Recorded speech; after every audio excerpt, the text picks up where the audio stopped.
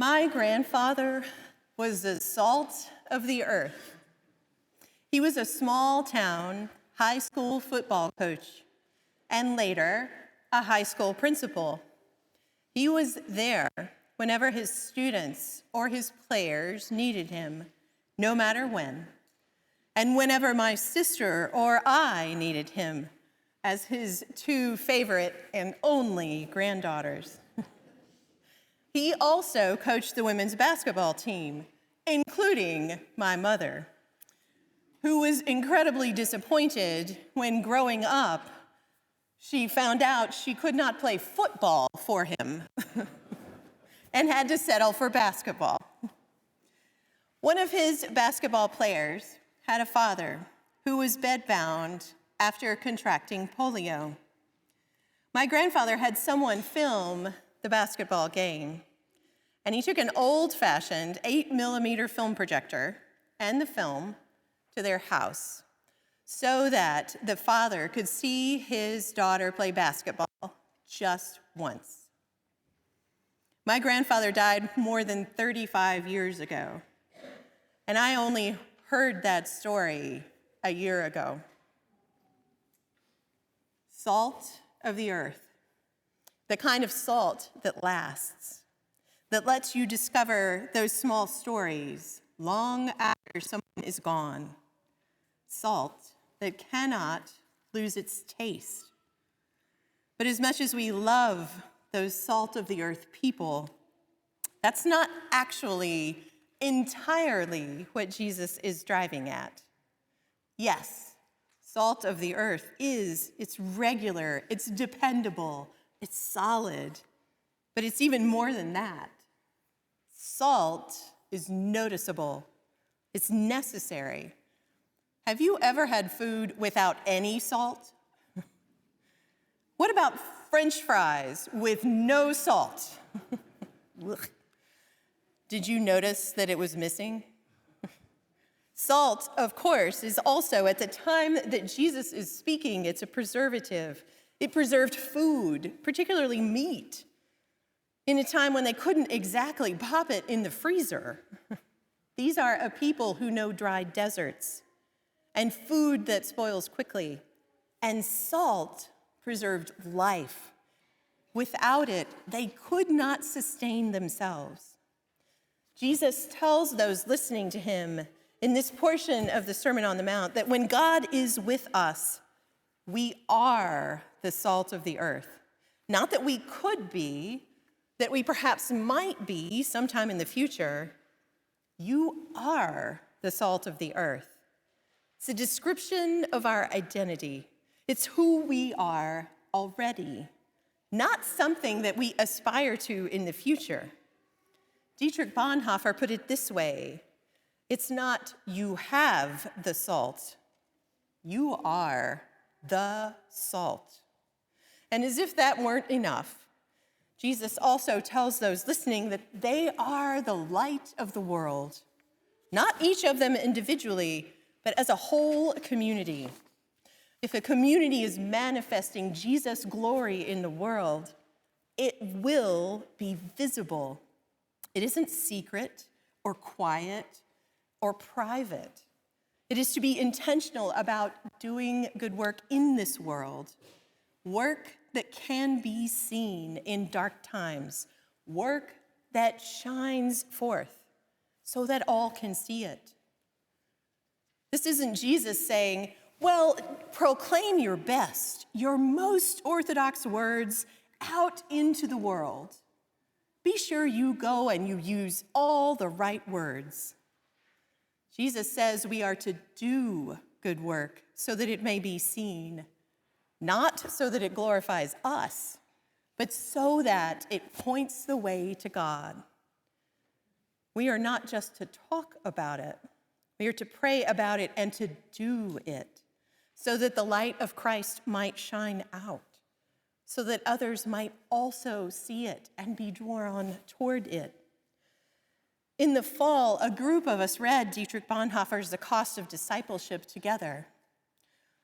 Bonhoeffer was a German theologian who ran afoul of the Nazis during World War II. He wrote, Because you are the light, you can no longer remain hidden, whether you want this or not. Those who follow are the visible community of faith. The act of following, of discipleship, is a visible activity, or it is not discipleship. It is as visible as light in the night, as a hill on the plain. There's an awful lot of people right now looking for light in the midst of a lot of darkness. They are looking for hope, and they're looking for peace, and they're looking for joy, when all of those might seem like a long ago dream. They are looking for God, and so are we. And still God calls to us, remains with us. The light of Christ never leaves us. If you look at the light over there in the corner above the aumbrey, and that's that small holy cabinet in the wall that holds the bread and the wine always, you will see that there is a candle over it that always burns, even through the middle of the night. The light of Christ is with us, and we are here to point the way, not only for each other, but for all those who look for it. If you wonder, well, what is expected of us as a people of faith, as a community of people of faith?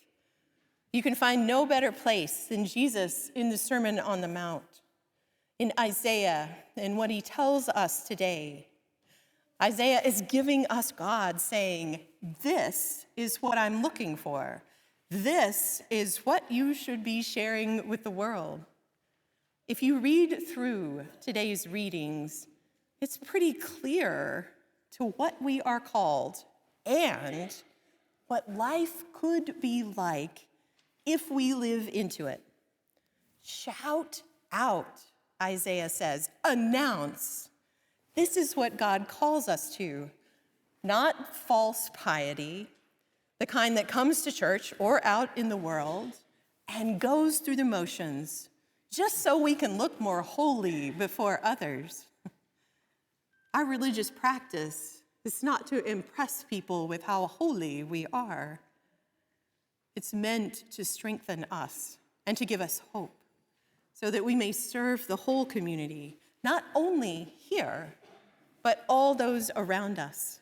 Is not this the fast that I choose, to loose the bonds of injustice, to undo the thongs of the yoke, to let the oppressed go free, to break every yoke? Our own Eucharistic prayer, C, says it this way: deliver us, O Lord, from the presumption of coming to this table for solace only and not for strength, for pardon only and not for renewal. Not just for us, Isaiah says. The light is to shine for all, so that all will be set free from their bondage, because liberating others, that sets us free too.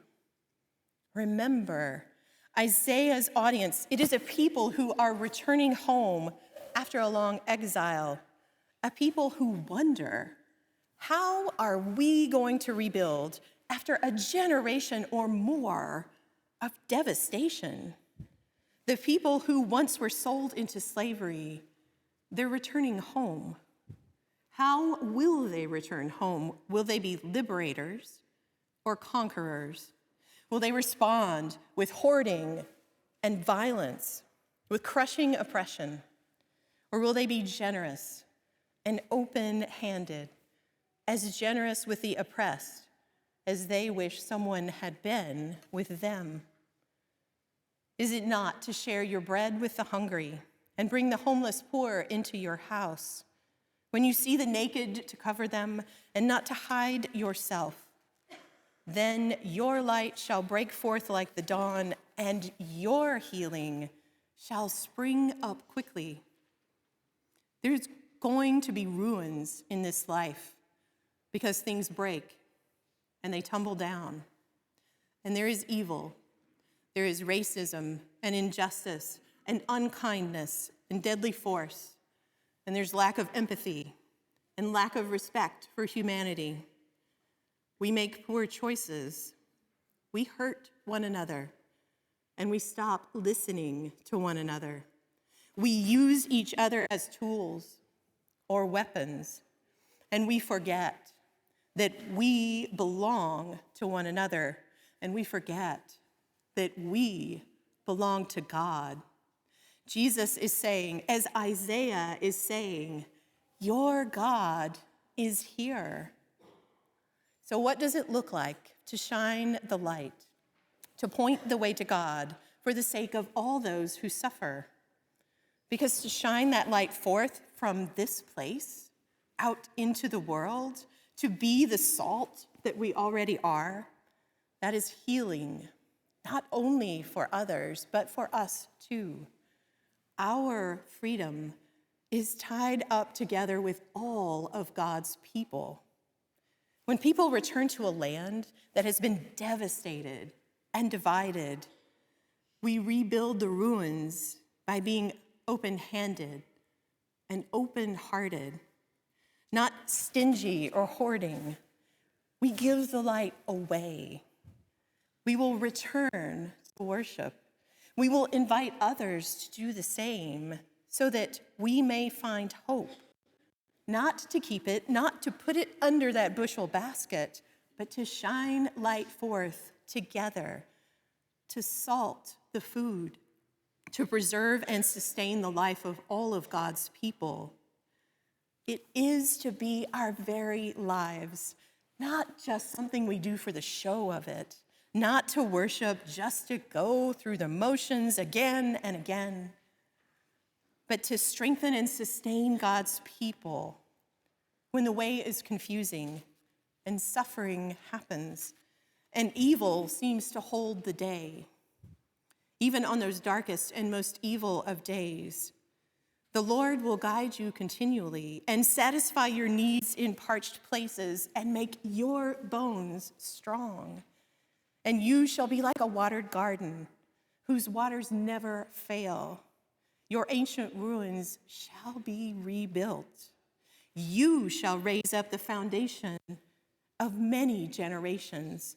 You shall be called the repairer of the breach, the restorer of streets to live in.